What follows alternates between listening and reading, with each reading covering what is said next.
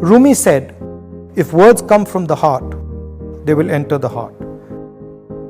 Last year, I spent 145 days walking across the land I call home. I started at the edge of the sea and walked through heat, dust and rain until I reached the soft snow of my beloved Kashmir.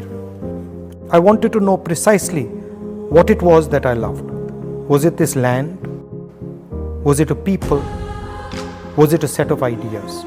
Almost immediately after I began walking, my knee started to pain. Like a hungry wolf, it would follow me everywhere I went, waiting for me to stop. And then I started to notice something. Every time I would think about stopping, every time I considered giving up, someone would come and gift me the energy to continue. Once it was a lovely little girl with a beautiful letter. Another time an old lady. Then a man who suddenly ran up to me and hugged me.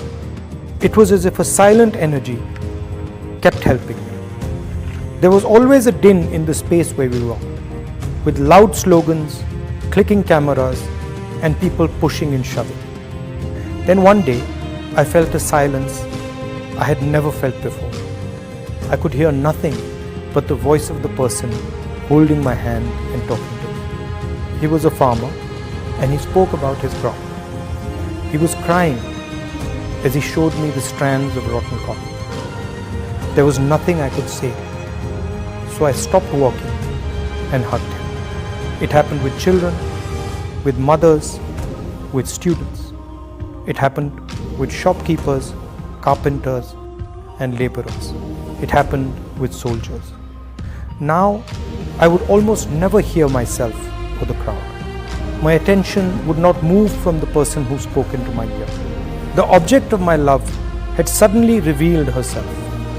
My beloved Bharat Mata was not a land. It wasn't a set of ideas. It wasn't a particular culture, history, or religion. It was the voice of every single Indian, no matter how weak or strong. India was the happiness, the fear, and the pain hidden deep inside all the voices. To hear India, my own voice, my desires, my ambitions had to fall silent. India would speak to one of her own, but only if one was humble and completely silent. How simple it had turned out to be. I had been looking in the river for that which could only be found in the sea.